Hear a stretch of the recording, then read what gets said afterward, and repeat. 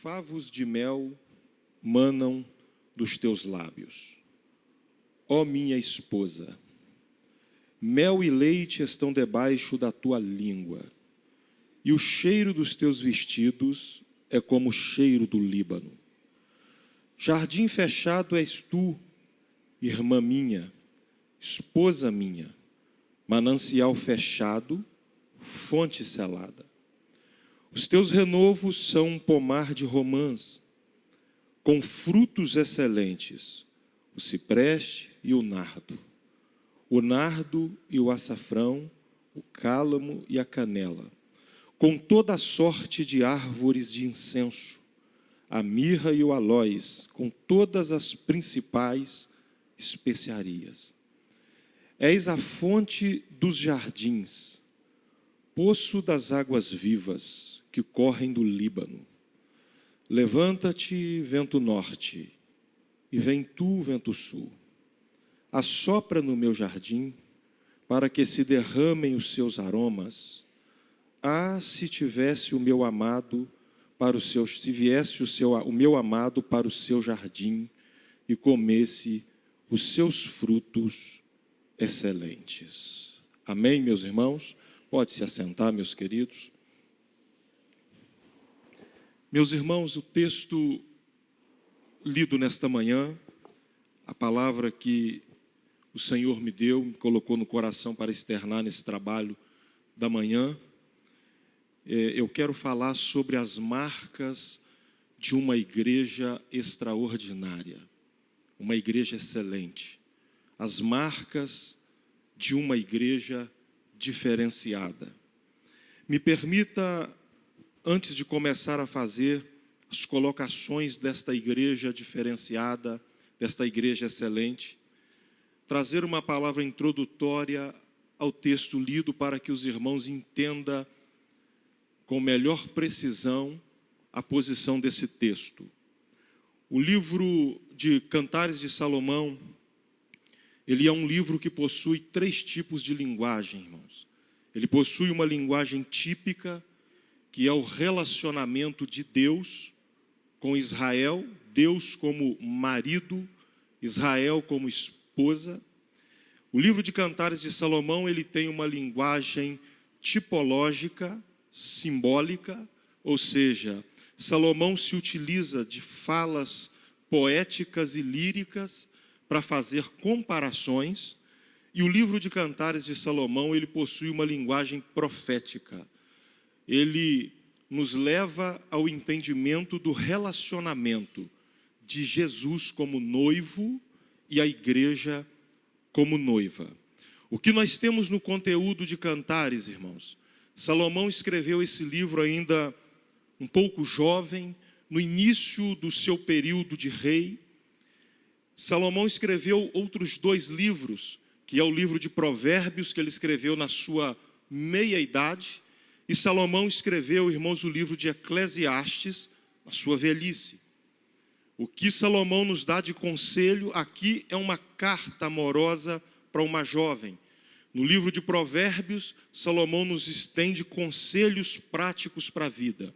E no livro de Eclesiastes, Salomão nos apresenta conselhos daquilo que nós não devemos fazer. O livro de Cantares de Salomão, ele possui, irmãos, alguns elogios do rei Salomão, quando ele foi visitar as suas vinhas na região de Engedi. E Salomão conheceu uma moça, que ele mesmo traça o perfil dessa moça nas linhas de Cantares. Ele disse que conheceu uma moça morena. E Salomão, então, irmãos, ele tece no livro de Cantares elogios a essa moça. Ele engrandece a beleza, a estética da moça, o carisma da moça. E Salomão, então, irmãos, trazendo sobre essa ideia, a moça, ela corresponde a Salomão. Nós temos no livro de Cantares uma divisão de elogios do rei Salomão para essa jovem e as respostas, os carismas correspondentes do amor do rei por essa jovem a ele. Então nós temos a fala de Salomão em alguns textos, e nós temos a resposta da jovem, da moça, em outros textos. Eu não vou me utilizar nesta manhã aqui da linguagem literal do livro de Cantares. Isso aqui é verídico, realmente é um fato que está marcado na história do rei Salomão, mas aqui, irmãos, nós não estamos no encontro de casais. Aqui eu vou tratar de uma linguagem profética do livro. Eu quero me utilizar de uma linguagem tipológica do livro. Como que Salomão fosse, irmãos, a pessoa de Cristo, simbolicamente, e a sunamita fosse a igreja do Senhor. Naquilo em que Salomão faz uma ideia e fala com a moça, era-se como Cristo estivesse falando com a sua igreja. Nas respostas dadas da moça a Salomão, era como se fosse a igreja correspondendo ao amor do noivo.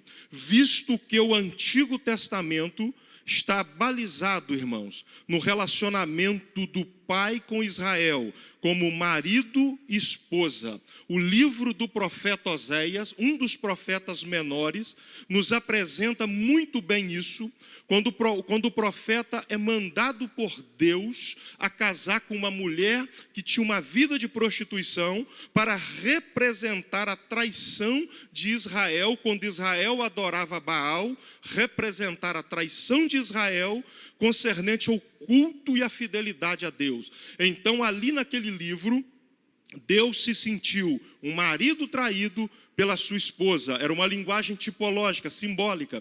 No Novo Testamento, apóstolo Paulo, na carta escrita à igreja de Éfeso, ele trata, irmãos, de algo semelhante, porém ele não trata da infidelidade da igreja. Ele diz que a igreja é a noiva de Cristo. Então está representando ali também um relacionamento entre Cristo e a igreja.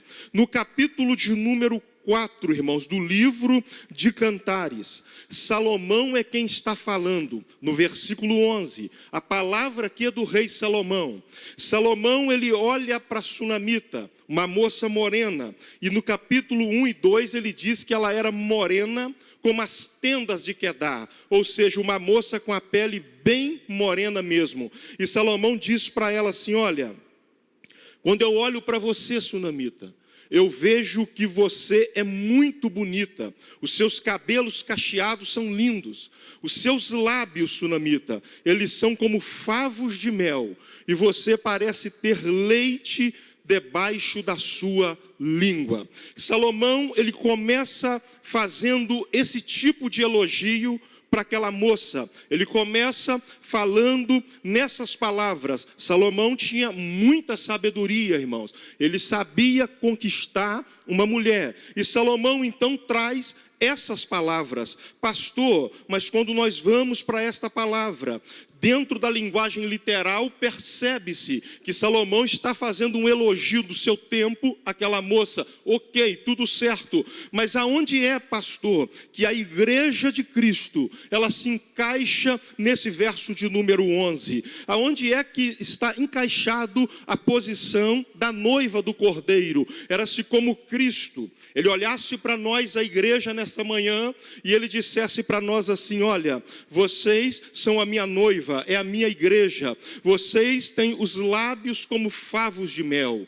e debaixo da língua de vocês parece ter leite. Observa que aqui são usados, irmãos, dois produtos alimentícios: o mel e o leite. Aonde é, pastor, que nós temos isso registrado na Bíblia? Tendo em vista que Cantares é um livro do Antigo Testamento, que foi escrito na cultura do Antigo Testamento, porém ele é profético para o Novo Testamento. E o que isso significa para a igreja? Aonde é que nós temos, pastor, a expressão leite e mel, e qual o significado disso? Irmãos, lá no Antigo Testamento, quando Deus resolveu tirar o povo da terra do Egito, que Deus foi lá no monte chamou Moisés através da sarça, e quando Deus se manifesta naquela sarça, através de uma chama de fogo, a sarça não se consumia. Quando Deus começa a dialogar com Moisés naquela sarça, Deus dá uma ordem a Moisés, dizendo assim: Moisés, eu quero que você volta lá no Egito. Já tinha se passado 40 anos que Moisés saiu do Egito. Moisés estava cursando os seus 80 anos naquele dia, naquele tempo, e Deus fala assim: retorna ao Egito, porque você vai tirar o meu povo do Egito. Moisés começa, irmãos, a questionar a vocação. Moisés começa a falar com Deus assim: Senhor, eu não sei falar direito. Como é que eu vou chegar para conversar com o faraó se eu não sei conversar direito? Eu não sei falar com o faraó mais. E Deus falou assim: você vai, Moisés, porque eu vou falar na tua boca. E você vai também, porque eu vou colocar teu irmão Arão para te auxiliar diante de faraó. Não precisa temer o braço de faraó. Desce lá e fala com o faraó que você quer que o povo saia do Egito, e é uma ordem minha.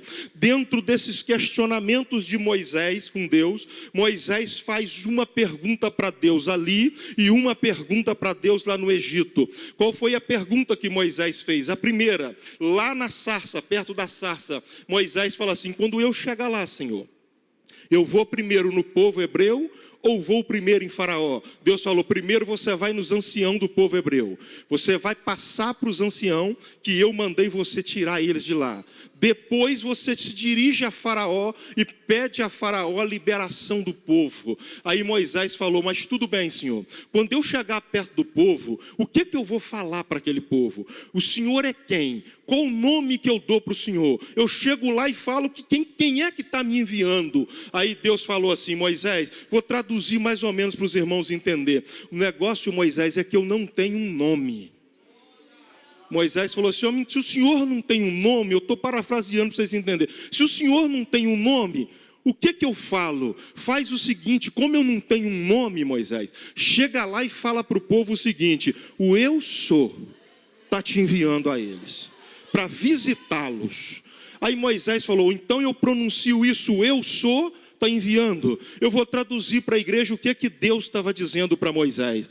Diz para eles o seguinte, Moisés: que a necessidade que eles tiver, eu respondo por elas. Eu sou o Deus que supro qualquer dificuldade que eles tiver. Esse eu sou de Deus, irmãos, ele está dizendo o seguinte: se faltar água, eu sou água. Se faltar pão, eu sou maná. Se faltar saúde, eu sou médico. Se faltar um advogado de defesa, eu defendo. Se faltar alguma coisa, eu vou lá suprir. Diz para eles que o provedor está chegando no Egito para tirar eles da escravidão e para suprir o que faltar para eles. Moisés desceu, irmão, chegou lá e falou para os anciãos de Israel, falou que Deus ia visitar. Quando Moisés conseguiu tirar o povo, irmão, que o povo estava saindo, Deus vira para Moisés e fala: eu não vou deixar sem direção, Moisés. A nuvem está aqui, durante o dia vai refrigerar vocês no deserto, à noite vai ser coluna de fogo para aquecer. Eu vou suprir todas as necessidades. Roupa não vai envelhecer, não vai ter problema de sandália envelhecer, não vai ter doença, e eu vou cuidar de vocês. Não vai faltar comida, não vai faltar água, eu estou com vocês nesse deserto. Aí Moisés falou: só uma outra pergunta. Aí ele faz a segunda pergunta para Deus. Ele fala assim: Senhor, lá no Sinai, eu perguntei o teu nome, tu disse que não tem um nome, que é o eu sou. Mas eu queria te fazer uma outra pergunta. O Senhor mandou eu tirar o povo e está vindo essa multidão comigo aí, 600 mil homens, fora mulher e criança, segundo o cálculo, 3 milhões de pessoas. Eu estou saindo daqui mais ou menos com 3 milhões de pessoas e eu na direção com a nuvem do Senhor na frente. Para onde o Senhor está levando esse povo? Para onde que nós vamos? Qual o caminho? É para cá? Segue a nuvem, Moisés. E como é que chama a terra que o Senhor vai levar? A terra, ela mana leite e mel. Como é que é a terra, Moisés? Ela mana leite e mel. Aí vem Salomão e fala para ela assim: os teus lábios é como favo de mel, e debaixo da tua língua parece que tem leite. Salomão recita que na noiva dele possuía a promessa que Deus fez Não, eu vou repetir para vocês pegar. Salomão disse assim, olha, na minha noiva possui a promessa que Deus fez para sua esposa no Antigo Testamento. Então deixa eu te trazer uma palavra. Você não é um aventureiro que caiu de paraquedas aqui essa manhã. Você não é qualquer um. Você não é um filho órfão sem pai. Você não é uma pessoa sem rumo na vida. Uma folha que caiu de uma árvore que o vento está jogando para lá e para cá. Você tem promessa de Deus na tua vida. Leite e mel é crente de promessa. Nós não estamos aqui nessa manhã, irmãos, por conveniência. Nós não viemos aqui sabendo que Deus vai nos abençoar e só isso. Nós temos certeza que Ele vai abençoar, mas nós não somos crentes de conveniência, que andamos atrás de Deus só pelas bênçãos que Ele dá. Nós estamos aqui porque nós temos convicção, nós temos promessa de Deus. Deus entregou para a sua igreja promessas. Eu estou pregando nesta manhã, irmãos, não é para um jantar de um clube, não é para um shopping center, não é para um agrupamento de torcida de futebol, de basquete. Eu estou pregando para o único povo da terra que possui promessas dentro do seu coração. Tem leite e mel sobre a igreja de Bom Jesus nesta manhã, porque nós somos o povo da promessa. E sabe que uma das coisas que enfurece o diabo com a igreja é que quando o diabo olha para a igreja, ele possui a promessa dele, que ele vai para o inferno eternamente. Mas quando ele olha para mim e para você, ele fica enfurecido, que ele diz, vocês vão para o céu, né? Vocês estão livres do fogo do inferno porque Jesus te salvou. Nós somos o povo da promessa de Deus aqui nesta manhã. Eu já estou sentindo a presença do Deus de promessa. Eu já estou sentindo a graça do Deus de promessa aqui nesta manhã. Crente que tem promessa de Deus, irmão, ele está seguro, ele está tranquilo. Tem uns probleminhas aí que surgem, umas lutas, mas ele está seguro. E o diabo, irmãos, ele quer tirar você da promessa. E eu te explico. Depois que Moisés saiu do deserto, irmãos, o povo que caminhava para a terra que mana leite e mel, e nós caminhamos também para o céu, terra que mana leite e mel. No meio do trajeto, Moisés chega num vale enorme, deserto, montanhoso em volta. Lá do cume da montanha, o rei dos Moabitas viu Israel, aquela multidão no vale. Balaque olhou e falou assim, eu preciso tirar esse povo da promessa. Eu tenho que arranjar um jeito de eu ferir esse povo, porque esse povo vai lamber a terra como o boi faz com a relva. Esse povo é muito mais forte do que eu. E Balaque pensou, como ferir o povo da promessa? Como é que eu consigo fazer esse povo extraviar da promessa? Balaque procurou, irmãos, um profeta meia boca, chamado Balaão. Foi atrás de Balaão. Chegou lá na tenda de Balaão, filho de Beor, e falou assim, Balaão, eu estou precisando do seu serviço. Balaão disse assim, o que o senhor precisa, rei? Eu estou aqui com uma carruagem lotada de prata, de ouro, de muita coisa para te dar. Mas eu preciso que você sobe comigo no cume desses montes aqui. Tem um povo acampado na campina, no vale, no deserto. Eu preciso que do cume desse monte, você faça um encantamento profético e fere esse povo para mim. Aí Balaão falou assim, Balaque, me dá essa noite para mim pensar na proposta. Naquela noite, Deus saiu do acampamento de Israel e foi lá na tenda de Balaão. Deus falou assim, Balaão, quem é esses homens que estavam conversando com você? Balaão falou assim, Senhor, é o povo de Moabe, é o rei de Moabe e os seus soldados. O que eles querem? Estão mandando eu ir lá e ferir Israel, fazer um encantamento para destruir o povo. Eles te mandaram fazer isso? Você vai, Balaão? Balaão falou assim, eu estou indo, você fica. Ele disse, não, Senhor, eu preciso ir, eles vão me dar um prêmio. Deus falou, não vai, Balaão. Balaão falou assim, por quê, Senhor? Porque aquele povo está debaixo da minha bênção. Eu tenho promessa na vida daquele povo. E aquilo que eu abençoei e fiz promessa, ninguém pode amaldiçoar. Eu vou repetir para você pegar, irmão. Aquilo que está debaixo da promessa não pode ser amaldiçoado por ninguém. Não tem como parar a igreja, não tem como parar o povo de Deus, irmão. Está debaixo da bênção, está debaixo da promessa. Só que aí, irmãos, Balaão chega no amanhecer e fala para Balaque: eu não vou não, Balaque. Mas por que, Balaão? Eu não consigo amaldiçoar esse povo está debaixo de uma promessa aí. O Deus deles me visitou nessa madrugada e disse para mim não ir. Aí Balaque foi embora, voltou no outro dia e falou assim: ô Balaão, aumentei a proposta do prêmio. Vamos? Era uma carroça de ouro, eu estou com 3 agora. Tripliquei, vamos lá? Vamos amaldiçoar. Aí Balaão falou assim: o prêmio está gordo. Tá, vamos lá, Balaão. Balaão preparou o jumento dele, irmãos. Quando Balaão estava saindo, o Senhor falou: você vai aonde, Balaão? Senhor, eu vou insistir um pouquinho com o Senhor. Eu vou lá amaldiçoar o povo. Eu vou dar um jeitinho de ferir esse povo. Aí Deus falou: eu te pedi para não ir, Balaão. Não, mas eu vou, Senhor. Me permita ir. Aí, irmãos, Deus não insistiu com Balaão. Deus falou: então vai. Pode ir, vai lá. Quando o Balaão está indo, irmãos, vem ele e a jumenta. Chegou num lugar, o anjo do Senhor parou. Ficou olhando Balaão vindo com a jumenta. E vem Balaão. Aí o anjo passou do lado de cá, a jumenta está vendo o anjo. Balaão não estava. O anjo passou para o lado de cá e vem Balaão. Aí o anjo vem andando, acompanhando, irmãos. E ele lá vai. Aí o anjo viu que lá na frente tinha um beco, um lugar estreito com 2 paredes.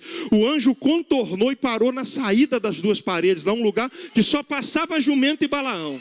O anjo parou na frente assim, vem Balaão com a jumenta. Aí a jumenta parou no meio daquele lugar estreito, irmão. Para voltar ficou difícil e para ir para frente tinha um anjo parado cercando. Aí Balaão olhou e falou assim: vamos, empurrando a jumenta, batendo no animal. O animal parou e olhou para Balaão e falou assim: rapaz, eu te sirvo há tanto tempo, você está me ferindo, você está me batendo. Por que você não anda então? Não tem como passar.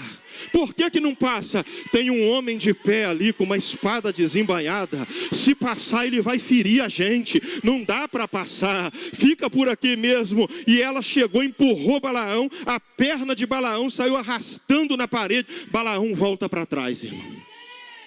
Tem anjo do Senhor hoje aqui. Tem presença dele aqui na frente hoje, irmãos. O inimigo vai até passar pelos becos da vida para tentar chegar na tua casa, chegar em você. Só que o inimigo precisa entender que lá na frente está a presença dele nessa manhã. A presença dele está na frente da tua casa, está na frente do teu ministério, está na frente da tua família, está na frente do teu filho. Quando o inimigo estiver chegando, o anjo do Senhor vai parar e vai dizer: não anda não, para por aí mesmo, não toca no meu povo não, porque tem promessa, oh Jesus, tem promessa de Deus na vida do meu povo. Eu estou pregando para uma igreja que a glória do Deus de Israel está sobre ela nesta manhã, e é por isso que eu estou sentindo essa presença gloriosa aqui nesta manhã. Passou-se Balaão, tentou a 3ª vez. Aí Deus falou: eu vou te deixar chegar no cume do monte, Balaão. Chegaram no cume de 3 montes, irmãos. Aí Balaque falou assim: fala como é que vai ser o encantamento, Balaão. Balaão falou assim: levanta 7 altares em cada monte. 21 altares, irmão, que eles levantaram para tentar ferir o povo de Deus, amaldiçoar o povo de Deus. E Israel estava na campina parado. Aí Balaão falou assim: faz altar aqui, 7 naquele monte, 7. Eu vou subir no cume dos 3 montes e vou lançar a parábola profética. Aí fizeram o sacrifício, irmão. Balaão chegou assim, parou depois do sacrifício, olhou para a campina. As tendas de Israel estavam todas na campina. Aí Balaão levanta a mão e começa a falar. Quando Balaão vai falar, Balaque fala assim: lança a maldição. Aí Balaão deu um grito e falou assim: esse é o povo que saiu do Egito. Balaão não falou povo hebreu, irmão. Era Deus que estava colocando a palavra na boca de Balaão. Deus estava transformando a maldição em benção. Aí Deus falou assim: esse não é o povo hebreu, esse é o povo que eu tirei do Egito. Você sabe o que significa quando Balaão fala assim: o povo que eu tirei do Egito? Significa que ele estava dizendo assim: Faraó, que é muito mais forte do que vocês, foi afundado no mar. Vocês vão continuar tentando parar meu povo? Eu destruí uma nação inteira chamada Egito. Vocês são palha para mim. Vocês vão continuar tentando amaldiçoar? Aí, irmãos, Balaão deu um grito e falou assim: eu não posso revogar o que o Deus desse povo falou. A primeira maldição que ele tentou lançar, Deus falou assim: não vai revogar o que eu abençoei sobre esse povo. Deixa eu te trazer uma palavra. Tem gente tentando amaldiçoar você, tem gente falando mal de você, tem crente aqui que às vezes o nome dele vai parar até na mesa de jantar ou de almoço. Não tem problema, quem tem boca fala o que quer, mas quem tem unção está debaixo da promessa. Pode falar lá o que quiser, mas só vai chegar aqui se Deus deixar. Não, eu vou repetir para você pegar. Lá quem tem boca fala o que quer, aonde quiser, mas só chega na tua vida se o dono da igreja deixar. Não vai chegar encantamento aqui nesta manhã, não vai chegar maldição na casa de crente aqui nesta manhã. Gente falando tem, demônio falando tem, mas a igreja está debaixo da promessa de Deus. A igreja é o povo do leite e mel. Sobre a igreja está revogada toda palavra de maldição aqui nesta manhã. Aleluia. Eu estava evangelizando em Carangola, irmãos. Eu encontrei com uma pessoa de uma outra religião, a religião afrodescendente. Uma moça, ela com turbante, cheia de tatuagem. E nós estávamos evangelizando e ela parou conversando comigo. Uma moça educada, não foi desrespeitosa com a igreja. E ela falou assim: pastor, eu gosto de todas as religiões. Eu falei: bacana, filha. Eu até gosto da religião protestante, da religião dos crentes. Eu admiro o culto de vocês, pastor. Eu falei: por que você admira o nosso culto? Ela falou assim: no nosso culto, pastor, nós até apanhamos. No nosso culto, às vezes, nós somos seguros pelo pescoço para fazer o que a nossa entidade mandar. Pescoço da gente chegar a apertar, nós somos obrigados. Eu estava conversando com uma senhora lá da igreja de vocês, e ela falou comigo que estava indo para o culto. E eu perguntei para ela: a senhora sentiu aperto no pescoço para ir no culto? E a irmã simples, ela falou assim: aperto no pescoço como? Assim, a sua entidade, que ela não tinha conhecimento, né? Não apertou teu pescoço, não. A irmã falou assim: não te empurrou para frente para tu ir para a igreja, não? Falou assim: não. Por que você vai? Eu vou porque eu tenho promessa. Eu vou porque eu amo o Deus que eu sirvo. Ele não me obriga a ir, eu vou porque eu sei quem Ele é. Deixa eu te trazer uma palavra nessa manhã. O nosso Deus, irmãos, é o Deus que faz a promessa e que cuida de quem está debaixo da promessa. Balaão, irmãos, foi para o segundo monte para profetizar. Quando Balaão chegou no segundo monte, ele disse: daqui vai dar certo. Aí Balaão levanta a sua voz, profetiza Balaão. Balaão falou assim: ó filhos de Jacó, como são maravilhosas as suas tendas, excelente as tuas habitações. Vocês estão plantados na terra como árvore de sândalos, e vocês estão crescendo como cedro do Líbano, perto das águas dos rios. Não tem como fazer vocês parar de crescer. Aí vem o salmista no Salmo 92, versículo 12, e diz assim: o justo florescerá como a palmeira e crescerá como o cedro do Líbano. Sabe qual é a metáfora do Salmo 92? Ali nós temos, irmãos, dois verbos: florescer e crescer. É que a palmeira floresce em qualquer terreno. Se ela estiver no deserto, ela floresce. Se ela estiver num terreno arenoso, ela floresce. Se ela estiver no lamaçal do pântano, ela floresce. Se ela estiver no cume de uma pedra, ela vai florescer. E o cedro do Líbano, irmãos, ele alcança 40 metros de altura. Ele fica, irmãos, florido o ano inteiro e produz ainda fruto. Mas o cedro do Líbano, quanto mais alto ele fica, mais profunda vai sendo as suas raízes. É por isso que nós somos o povo da bênção. Não adianta tentar fechar a igreja, não adianta tentar parar a igreja. Por quê, pastor? Porque a igreja floresce como palmeira e cresce como o cedro do Líbano. Sabe por que a igreja de Bom Jesus, irmãos, está marcando esta cidade? Porque tem crente palmeira e crente cedro aqui nesta manhã. Quanto mais bate, mais floresce. Quanto mais fala mal, mais a igreja igreja do Senhor vai crescendo. É promessa de Deus. Eu vejo promessa de Deus aqui, vejo promessa de Deus ali, vejo promessa de Deus lá, vejo bênção ali, vejo bênção aqui. A cidade de Bom Jesus vai ficar marcada por uma igreja que cresce como cedro na casa do Senhor.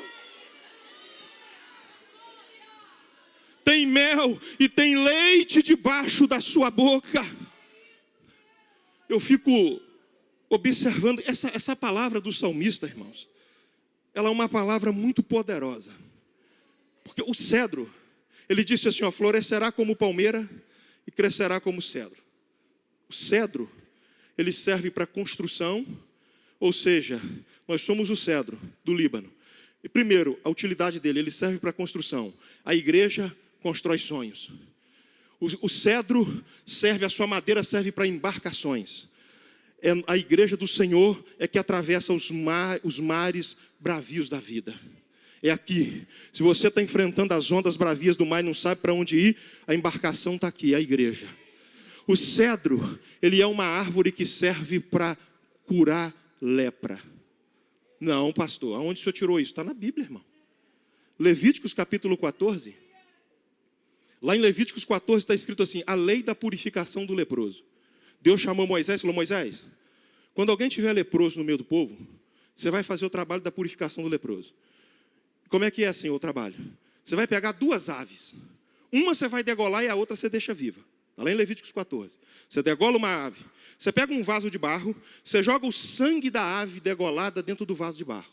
Você pega um pano púrpura e coloca no meio daquele sangue. E você vai levar a outra ave junto com você viva.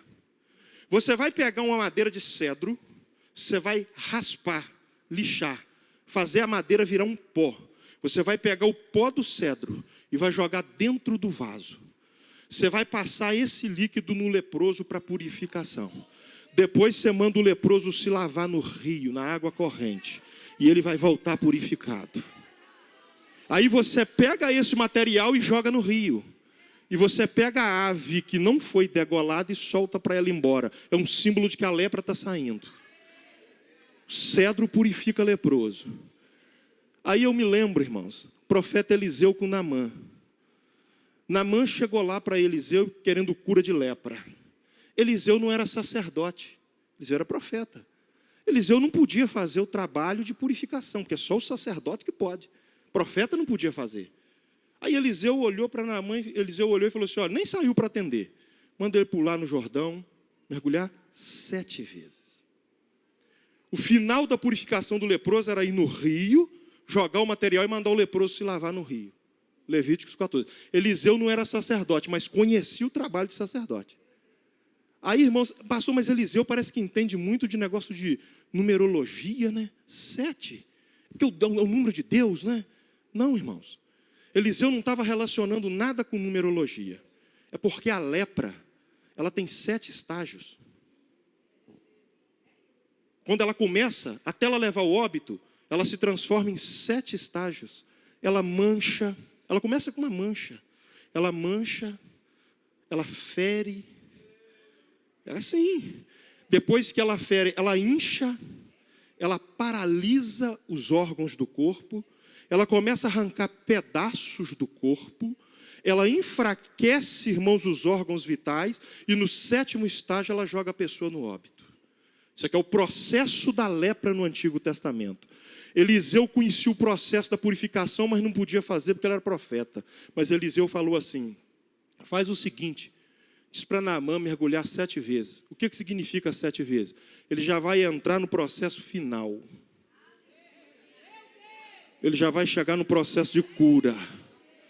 Ele vai mergulhar 7 vezes. Eliseu foi lá, o Naamã foi lá e mergulhou 7 vezes. E levantou com a pele igual de uma criança, irmão. O processo de cura. O que você quer dizer com isso, pastor? Eu quero dizer que o cedro faz parte da purificação do leproso. Deixa eu entregar uma palavra profética aqui nessa manhã, irmãos. A tua casa é lugar de cura. O púlpito da Assembleia de Deus de Bom Jesus, irmão, é lugar de cura, pastor Fábio. O teu ministério, pastor Fábio, é instrumento de cura para muitas famílias aqui em Bom Jesus. Tem gente que está vindo nas campanhas da igreja, pastor. Tem gente que está vindo aqui receber a oração das irmãs. E tem gente que está voltando para casa curado. Por quê, pastor? Porque a igreja está debaixo da promessa da cura. Eu estou vendo nesta manhã cura acontecendo aqui na minha esquerda. Eu estou vendo cura acontecendo na minha direita. Eu estou vendo cura acontecendo na minha frente. E se a pessoa que não está presente aqui ficou em casa, mas você está aqui, Deus vai te usar para levar cura lá para dentro da casa. Parece que eu estou vendo irmãs chegando em casa nesta manhã, depois desse trabalho de oração, e ouvindo a notícia que Deus trabalhou lá na tua casa, que Deus trabalhou naquele emprego, que Deus trabalhou naquele lugar, que Deus trabalhou na casa daquele... Oh, Jesus, tem processo de cura acontecendo nesta manhã, porque a igreja do Senhor, ela é o cedro que tem mel e leite, ela é o povo da promessa do Senhor aqui nesta manhã. Ela está debaixo da promessa de Deus. Depois Salomão vira para aquela moça, irmãos, ele diz assim: você parece um jardim fechado e uma fonte selada. Pastor, o que significa jardim fechado e fonte selada? Jardim fechado e fonte selada significa que o jardim tem um dono. O jardim possui alguém que comanda. Então, esta manhã aqui, irmãos, eu estou muito tranquilo para pregar. Sabe por que eu estou tranquilo, irmãos? Porque eu estou pregando para um povo que tem dono. Eu estou pregando para um povo que o soberano manda nele. Essa igreja não pertence, a dono dessa igreja não é uma convenção, irmão. A convenção é importante, mas não é a convenção. Dono da igreja não é o poder político do município, irmão. São importantes, mas não são eles o dono da igreja. O dono da igreja não sou eu que estou pregando, não é o pastor Fábio que é o comandante da igreja aqui. O dono dessa igreja não é o ministério de louvor, não é o círculo de oração. O dono dessa igreja é aquele que tem toda a autoridade e todo o poder nesta manhã. Então, se o dono é poderoso, irmãos, para encostar nesse jardim, para entrar nesse jardim, para arrancar uma flor desse jardim, uma planta desse jardim, para atravessar a cerca desse jardim, vai ter que conversar com o dono do jardim primeiro, irmão. Não tem como entrar e fazer o que quiser aqui dentro, não. Não tem como mandar e desmandar aqui dentro de qualquer maneira, não. O jardim tem dono, irmão. Para entrar nele tem que conversar com o dono do jardim. E eu tenho uma palavra para dizer para a Assembleia de Deus de Bom Jesus. O dono do jardim resolveu visitar o jardim essa manhã. E parece que eu estou vendo ele andando no meio das irmãs aqui, ó. Eu estou vendo o dono andando lá. Eu estou vendo o dono aqui em cima do púlpito no meio das irmãs. Parece que eu estou vendo o dono indo em cada planta desse jardim e está dizendo: é propriedade minha, eu sou dono desse jardim, eu sou dono dessa fonte, eu sou dono dessa parte, eu sou dono daquela. O dono do jardim está aqui nesta manhã. A igreja não é um jardim qualquer, um jardim público. A igreja é um jardim que possui um dono dentro dela. E de vez em quando, irmão, o dono resolve, pastor Fábio, arrancar alguma planta do jardim. E de vez em quando ele resolve plantar outra. Porque ele é dono. E quando o dono resolve arrancar alguma planta, irmão, não tem como cercar, não. E se ele falar assim: eu vou tirar essa e vou plantar essa, não briga não, irmão. Deixa ele mudar. Deixa ele fazer. Porque se você não deixar ele fazer, você pode ser uma planta que vai ser jogada para secar. Mas se você obedecer, ele vai fazer a troca. E os dois vão florescer no mesmo jardim. A igreja tem dono. Podem falar mal da igreja na internet, ela continua tendo dono. Podem criticar a igreja, ela continua tendo dono. A igreja não é comandada por voz de homem. O dia que algum homem levantar e dizer que a igreja é dele, irmãos, ele desce para a sepultura na hora. Porque a igreja não é do homem. O homem administra a igreja por vontade de Deus. Mas por trás do administrador está a mão de Deus dizendo: faz isso, faz aquilo, coloca desse jeito, leva para cá, faz mais para lá. E se o comandante desobedecer, a coisa complica, irmão. A igreja possui um dono. É por isso que o inimigo fica furioso, irmãos. Acabe ficou furioso quando viu a vinha de Nabote, porque a vinha de Nabote tinha dono. Ele falou: troca comigo, me negocia esse negócio, eu pago o preço, eu faço o que você quiser. Nabote disse assim: eu não negocio aquilo que não é meu, é herança do meu pai, eu não posso entregar aquilo que o meu pai me deu. Não negocia a igreja do Senhor, porque ela é a vinha do Senhor. E outra coisa, irmãos, vinha, se você observar, ela dá fruto na parte de cima.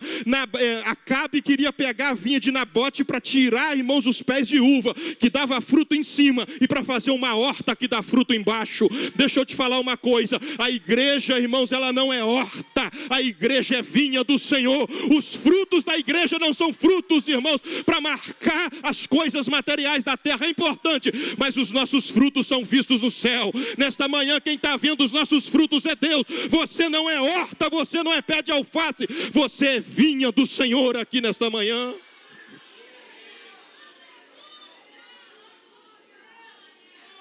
Eu estou sentindo a presença do dono do jardim. Tem uma glória de Deus tomando a casa nesta manhã. Há uma glória de Deus tomando gente aí, ó. Eu estou vendo a presença dele. Há uma chuva seródia caindo sobre a vinha de Cristo nesta manhã, pastor Fábio. A vinha está florescendo nesta manhã. Tem glória de Deus aqui desse lado, tem glória de Deus no meio das irmãs desse lado. Eu vou parar um pouquinho de pregar, irmão, vai dar um barulho gostoso nessa manhã. É a vinha que está florescendo, e a horta não vai virar horta. Há uma presença de Deus, glorifique a Deus nesta manhã. Há uma glória de Deus tomando o crente aqui nesta manhã. Seja cheio dessa presença.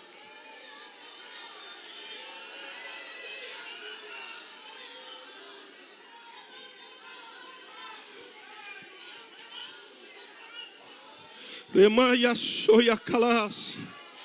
Yamando a seio asias. Oh, tem glória de Deus descendo, gente. Lamaia canchomes. Ai, comanda ceia lá e a sua anda rácia. Tem presença de Deus renovando, tem presença de Deus renovando, tem presença de Deus enchendo nessa manhã. Já tem crente recebendo renovo, já tem crente recebendo cura. A presença de Deus está na casa nessa manhã. Adore o nome do Senhor. Você não é horta, você é vinha. Você está cheio da presença do dono nessa manhã. Jesus está marchando no meio da igreja nessa manhã e está dizendo: o jardim é meu, eu trato, eu cuido, eu zelo, eu que comando o meu jardim.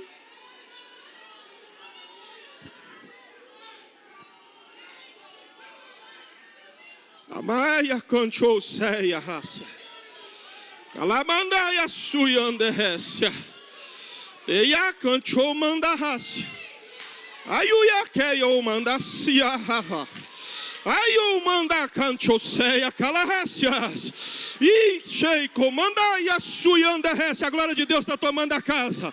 Calamanda soia raça. Deus está fazendo coisa extraordinária aqui nesta manhã. Há uma presença de Deus tomando este ambiente. Você tem dono, meu irmão. Você tem dono. O diabo não vai fazer o que quer, porque tem gente aqui que é filho de Deus. É a vinha do Senhor nesta manhã.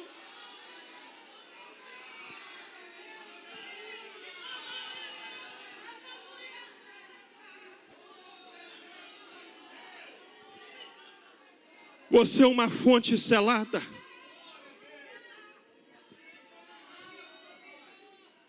Enquanto que como jardim a igreja produz, como jardim a igreja ornamenta, como jardim a igreja cresce. Eu vou te fazer um desafio nessa manhã, irmão.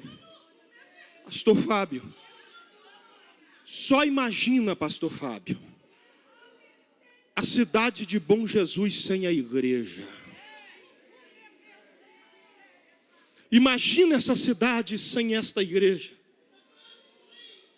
Se a igreja sair daqui, sai a alegria da cidade, sai a graça de Deus desta cidade, sai a glória de Deus desta cidade.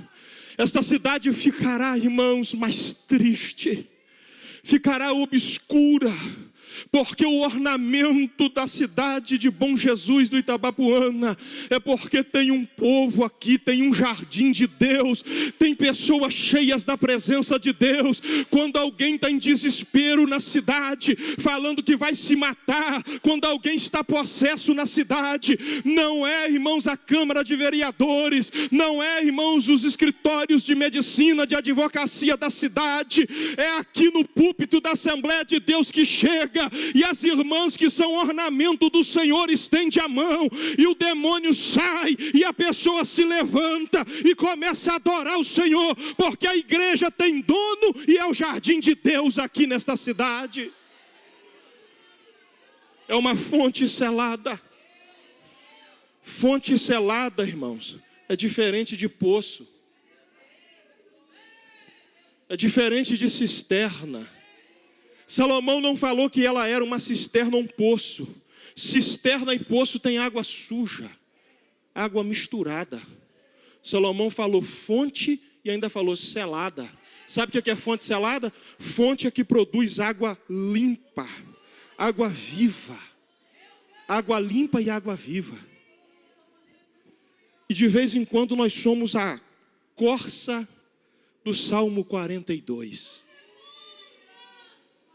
Assim como a corça brama pela corrente das águas, assim suspira a minha alma por ti, Senhor.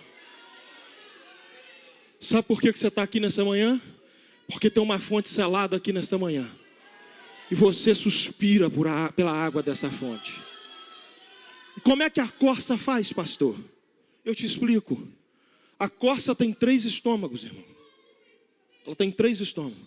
Ela se alimenta para 3 estômagos. Ela come vegetal. A corça tem muita sede. Quando a corça está num ambiente que ela está com vontade de tomar água, ela precisa encontrar uma fonte de água. Ela faz alguns processos. O primeiro processo que a corça faz, ela levanta o rosto para o céu e ela começa a cheirar o vento que está soprando, porque ela quer sentir no vento o cheiro da água. É por isso que Jó fala da árvore cortada que brotou o cheiro das águas. A corça começa a fazer assim, olhando para o céu, ela está procurando no vento o cheiro da água. Depois que ela descobre, irmãos, no ar o cheiro da água, no vento, ela coloca o rosto dela na terra e começa a cheirar o chão, irmãos, procurando no subsolo a direção que está a água. Se estiver correndo para cá, ela fala assim, eu vou para cá, porque se a água está vindo para cá no solo, a fonte está nascendo do lado de lá. Ela levanta a cabeça e depois se humilha. Ela olha para cima e depois olha para baixo e entende, Ele é a fonte e eu preciso dele. Só que a corça vai entrando pelas florestas, ela vai se cortando, vai se ferindo, vai se machucando. Ela se corta toda. E o suor da corça misturada com o sangue da ferida atrai predadores.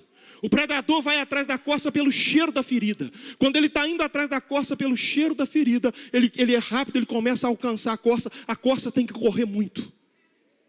É por isso que Abacuque disse, Senhor, me dá pés, me dá os pés ligeiros como os pés de corça, que são velozes e andam em lugares altos. Só tem 2 meios, pastor Fábio, da corça escapar do predador. Primeiro, quando ela sobe em lugar alto e quando ela encontra a fonte. Eu vou repetir para você pegar. Só tem 2 jeitos de escapar do predador: subindo para lugar alto ou encontrando a fonte. Só que a corça tem um segredo.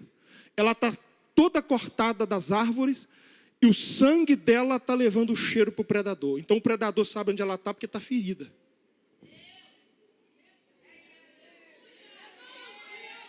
Eu vou repetir para você pegar. O predador sabe como entrar aonde está a corça por causa da ferida. A ferida da corça atrai o predador. O machucado da corça atrai o pregador. Cuidado com as suas feridas, irmão. Cuidado com esse coração ferido. Cuidado com essas feridas na alma. Isso está atraindo o problema para a tua vida. Só que eu tenho uma palavra para dizer para quem está ferido, e às vezes as feridas são inevitáveis. Elas acontecem. Nós não queremos, mas acontece. A corça, irmãos, quando ela encontra a fonte, ela não para beber a água, pastor Fábio. Porque ela está ferida. E ela sabe que o predador está chegando. Ela fala assim: eu vou pular na fonte. Eu vou me banhar na fonte. Quando ela pula, que a água molha, irmãos, lava as feridas. O cheiro sai e o predador perde o rumo. Você não entendeu? Eu vou repetir. O diabo veio até te perseguindo. De vez em quando ele está atrás do Senhor, pastor Fábio. Eu vou arranjar um jeito de pegar. Eu vou arranjar um jeito de derrubar. Só que tem uma fonte, pastor. E o Senhor conhece o caminho da fonte. Quando o Senhor chega lá, o Senhor não para beber a água da fonte, o Senhor mergulha. O diabo fala assim: mas cadê ele? Cadê? Onde é que ele está? Perdi o rumo. Ele perde o rumo, você não, irmão. E aonde é que está o irmão? Está na fonte. Está na fonte aqui nesta manhã. Está dentro da fonte. Mergulha na fonte desta manhã, porque o diabo não vai te achar de jeito nenhum. E quando ele voltar, tu mergulha de novo. E quando ele voltar, tu mergulha de novo. Porque Jesus disse isso aí na festa dos tabernáculos, irmão: quem tem sede, vem a mim e beba. Jesus é a fonte da igreja nessa manhã. Para mim terminar a mensagem, Salomão disse assim, irmãos. Salomão fez um convite aqui. Ele disse assim: assopra no meu jardim vento sul e vai tu vento norte. Para mim terminar, a igreja, ela é o povo da promessa. Ela é a corça de Deus, o cedro de Deus, o jardim de Deus, a fonte de Deus. Mas todos esses objetos não vivem sem o vento. Todos eles precisam do vento. Aí Salomão falou assim: olha, vem tu, vento sul, vai tu, vento norte, vem tu, vento sul, e assopra no seu jardim para que se dê os aromas. Você sabe o que é vento sul e vento norte, meu irmão? Em Israel tem 4 tipos de vento. Ou seja, na terra tem 4 tipos de vento. Tem o vento sul, vento norte, vento oriental e o vento leste.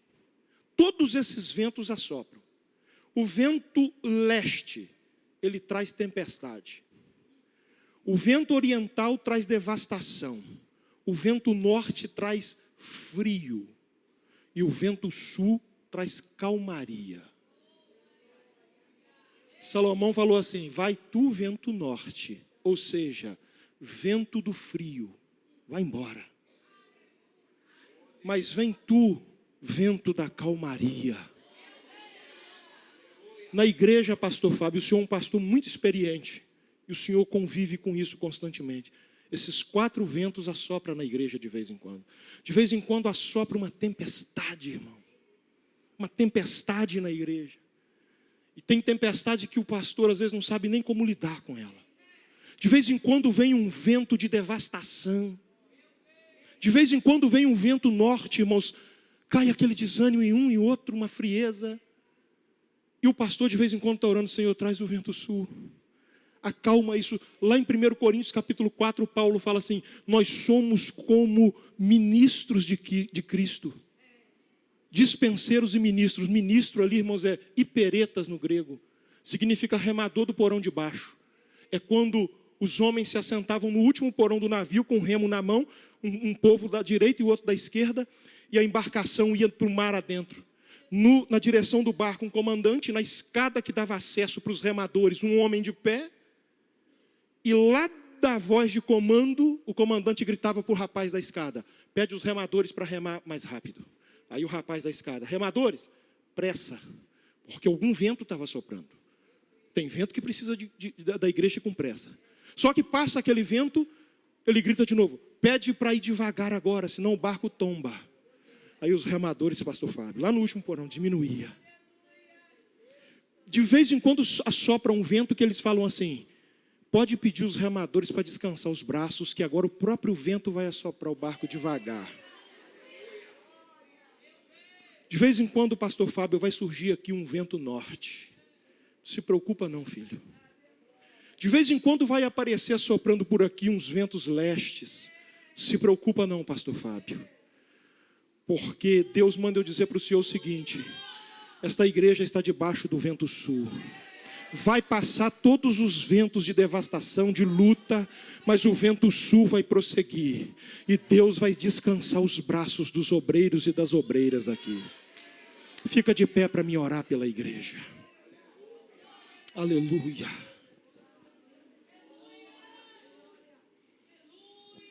Eu não sei o vento que está soprando na tua casa. Eu não sei o vento que está soprando no teu jardim. Mas nesta manhã vai assoprar um vento sul aqui. O vento sul, irmãos, ele tira a frieza e traz aquecimento para o coração. Levante a tua mão assim, para me orar, para terminar. Tem um vento sul assoprando em famílias aqui nesta manhã. Senhor Deus, eu quero ministrar uma palavra de oração sobre a igreja do Senhor nesta manhã. Senhor, é o início de mais um congresso de mulheres. Senhor, aqui está só começando a soprar do vento sul, Senhor. O vento que traz calor e calmaria. Que o restante dessa festa, Pai, seja debaixo do vento sul e da Tua presença. Senhor, que haja batismos com o Espírito Santo, salvação e renovo espiritual.